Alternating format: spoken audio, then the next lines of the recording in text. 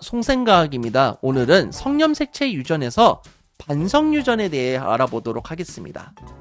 자, 성염색체 유전에는요, 유전자가 성염색체에 있어 남녀에 따라 유전 형질이 나타나는 비율이 다른 유전 현상을 나타내고 있고요. 우리 중학교 수준에서는 반성유전을 다루고 있습니다. 보통 정록생명이라든지 혈우병이 대표적인데요. 만약에 이 두 분이 결혼을 했다고 생각해 보도록 하겠습니다.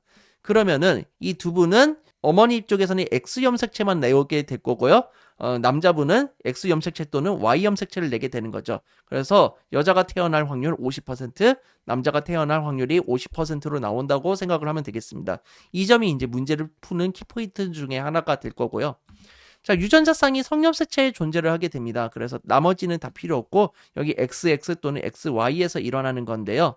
이 중 우리는 X염색체에 이상이 있는 경우만 확인을 해볼 겁니다. 그래서 특정 형질 유전자 X염색체에 이상이 있는 경우를 보고 우리는 반성유전이라고 하는 거고요. 특정 형질 유전자 Y염색체에 이상이 있는 경우를 보고 우리는 환성유전이라고 합니다. 여기 하이성이라는 야구 해설위원이 있는데 여기 귀 속에 보면은 귀털이 너무 과하게 자라는 듯한 느낌이 있을 겁니다. 귀털 과다증에 걸리게 되는 건데요. 한성유전은 잘 안 다루는 이유는 Y염색체에 이상이 있다는 것은 할아버지가 유전병에 걸려 있고 아빠가 유전병에 걸리고 아들이 유전병에 걸리고 그 손자가 유전병에 걸리는 거예요. 그러니까 남자만 걸리게 되는 거고 딸은 무조건 유전병에 안 걸리는 겁니다. 그래서 이런 한성유전은 잘 다루지 않는 겁니다. 자, 다시 한번 정리해보면요. 남녀의 차이가 형질 표현의 빈도를 영향을 줍니다. 방금 전과 같이 한성유전과 같은 경우도 남자만 걸리죠. 그런데 이런 정록생명이라든지 혈우병 같은 경우도 여자보다는 남자가 걸릴 확률이 더 높습니다. 왜냐하면은 X-가 만약에 정록생명에 걸릴 유전자라고 치면요. 여자의 경우는 하나만 받아도 유전병이 아닙니다. 보인자라고 표시를 하는데 유전병에 걸리는 건 아니고요. X-X-가 되어야 돼요. 양쪽 부모로부터 생명 유전에 대한 걸 다 받아야지만 유전병이 되는 거고요. 남자 같은 경우는 하나만 받으면 되는 겁니다. 그렇기 때문에 유전병에 걸릴 수 있다라는 거고요. 이렇게 되면은 두 개 받아야지 유전병에 걸리는 것보다 하나를 받아서 유전병에 걸리는 게 더 쉽기 때문에 남자의 경우 유전병에 걸릴 확률이 더 높아지는 겁니다. 그리고 멘델의 분리의 법칙에 따라 유전된다는 똑같이 적용되는 상황입니다. 자, 그러면 정록생명부터 먼저 살펴보도록 할 텐데요. 시각세포에 이상이 생겨서 붉은색과 초록색을 정확히 구별하지 못하는 유전 형질을 말합니다. 드라마 더글로리에서는요, 이런 하의 소리가 빨간색 사과라든지 초록색 사과를 잘 구별하지 못하는 드라마 설정으로 이 친구가 생명이다라는 것을 알려주고 있습니다. 자, 그래서 여러분들은 이런 생명을 어떻게 검사를 할 수가 있냐면은 이시아라 생명 테스트 같은 경우도 해볼 수가 있고 정록생명 전용 생명 테스트를 해보다 보면 정확히 알 수가 있는데요.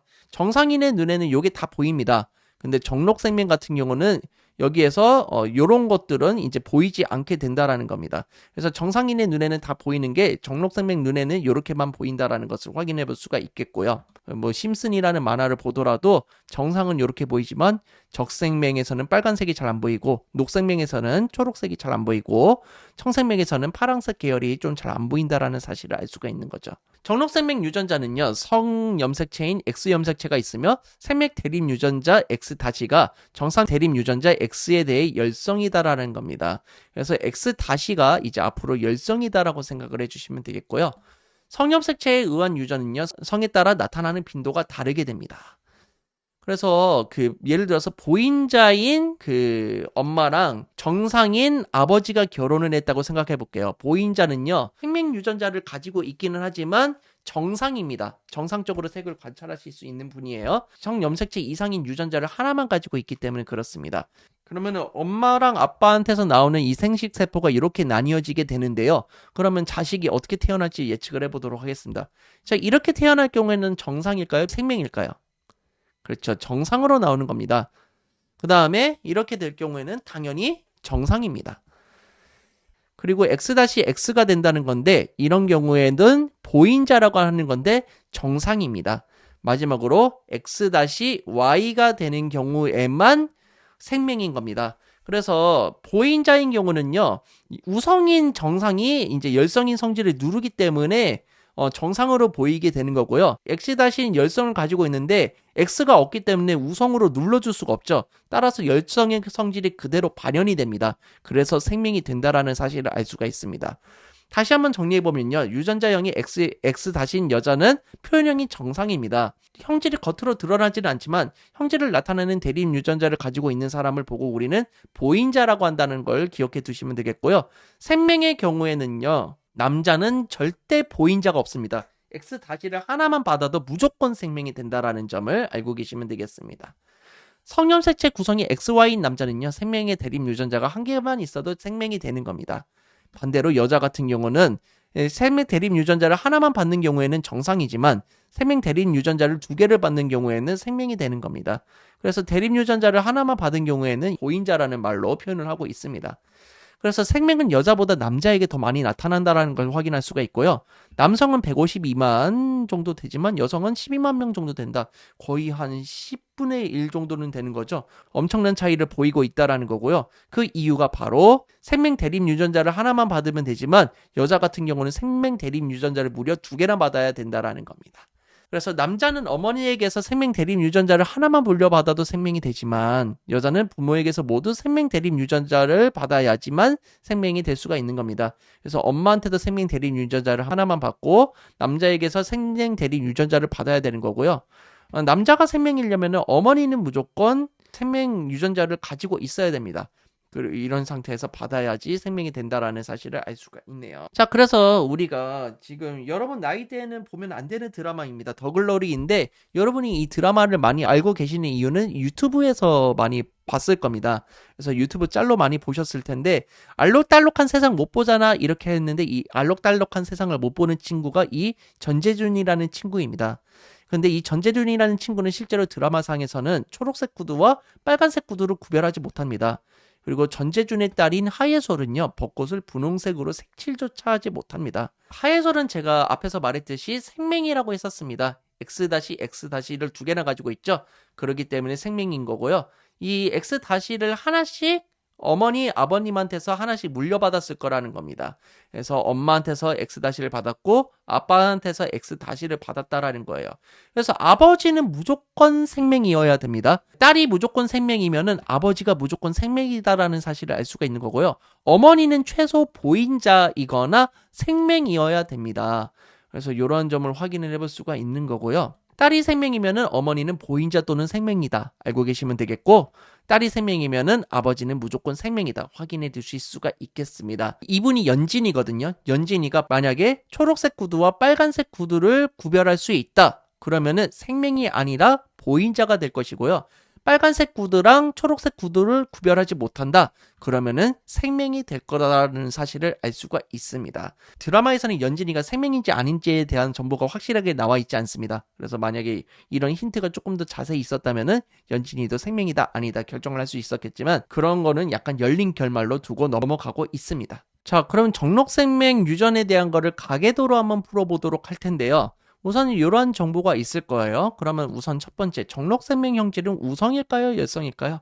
우리는 이미 상식적으로 정록생명이 열성이다라는 걸 알고는 있지만 그래도 모른다면은 부모의 형질은 다 있는데 자식에게서는 없는 형질이 나왔다. 그러면은 무조건 열성인 겁니다. 부모에게서 없는 형질이 나타났다? 그러면 정록생명 형질이 열성이다라는 것을 알 수가 있는 거고요.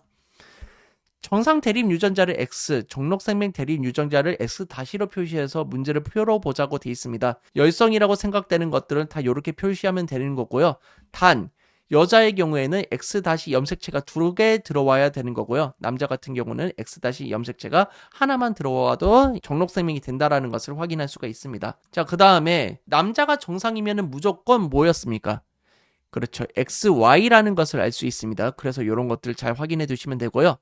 여자가 우성이 되려면은 2가지 경우가 있어요. XX 또는 XX-가 있는데 6번하고 가랑 3번에 대한 걸 확인해 봐야 되는데 XY랑 XX-가 결혼을 했어요. 그러면 자식을 낳을 텐데 그러면 XX-밖에 안 나오죠. 여자가 나오는 경우에는요. 그래서 6번이 XX-입니다. 그러면 이제 가에서는 어떤 게 나오는지 생각을 해봐야 되는데 우선은 정상 여자예요. 그래서 X-X가 될 리는 없죠. 그러면은 XX-가 된다는 걸 알아야 돼요. 자, 그 다음에 여기를 볼 텐데 여기서는 무조건 남자로부터는 Y 염색체를 받는 거죠. 그러니까 상대 쪽에 X 다시 염색체를 받았기 때문에 XX 다시가 된다고 생각할 수가 있겠습니다. 이런 식으로 유전자형을 정확히 표시를 해볼 수가 있겠고요. 자, 가의 유전자형이 XX 다시예요. 자, 그 다음에 정상 남자가 만약에 결혼을 했다고 하면은, 자, 정록생명이 아들이 태어날 확률이 몇 %인지 계산을 하는 건데, 유전자형끼리 조합을 해보면은 이렇게 네 가지의 유전자형이 조합이 된다라는 걸 알 수 있습니다. 근데 요 중에서 정록생명인 거는 누구예요? 그렇죠. 얘밖에 없죠. 그렇기 때문에 25% 확률이다. 이렇게 확인을 해볼 수가 있겠습니다. 자, 정리를 해보면요. 엄마가 성염색체 유전병이면요. 아들은 무조건 성염색체 유전병에 걸리게 됩니다. 그래서 엄마가 성염색체 유전병이면요. X-를 무조건 아들한테 주게끔 되어 있거든요. 그러면 아들은 무조건 X-Y가 되는 거잖아요. 그렇기 때문에 아들은 무조건 성염색체 유전병에 걸린다고 생각하면 되겠습니다. 지금 배우는 정록생명도 마찬가지고요. 나중에 배울 혈우병도 마찬가지인 겁니다. 두 번째는요. 딸이 성염색체 유전병이면은 아버지가 무조건 성염색체 유전병입니다. 그래서 딸이 X-X잖아요. 이 X-인 게 무조건 아빠로부터 받았을 거기 때문에 딸이 정록생명이거나 혈우병이면은 아버지는 무조건 정록생명이거나 혈우병이라는 겁니다. X- 유전자를 무조건 줘야 되는 상황이기 때문에 그런 거예요. 만약에 1, 2 법칙에 위배가 된다면요. 성염색체 유전, 즉 반성 유전이 아니라 항염색체 유전일 가능성이 매우 높습니다. 두 번째 혈우병인데요. 상처가 났을 때 혈액이 응고되지 않아 출혈이 잘 멈추지 않는 병을 보고 우리는 혈우병이라고 합니다. 그래서 좀 피멍이 좀 많이 들기도 하고 피가 잘 멈추지 않는 병이라고 합니다. 좀 많이 힘들 것 같기도 한데요.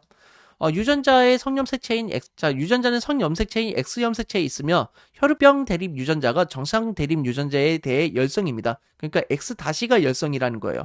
그러니까 방금 정록생명 유전병하고 똑같다라고 보시면 되겠습니다. 그래서 보행자분은 XX-고 이 친구는 정상이에요. 그런데 여자가 혈우병에 걸리려면 X- 유전자가 2개가 있어야 되는 거고요.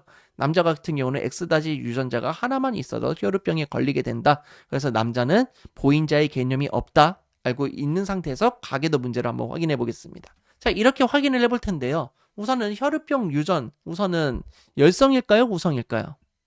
자, 이거를 파악하려면은 우리가 부모한테서 자식으로 갈 때 없는 형질이 나타나는지 보아야 된다고 했었죠. 4, 5번이 결혼을 했을 때 6번이라는 혈우병이 생겼습니다. 없는 형질이 나타났기 때문에 혈우병이 열성이라는 것을 알 수가 있고요.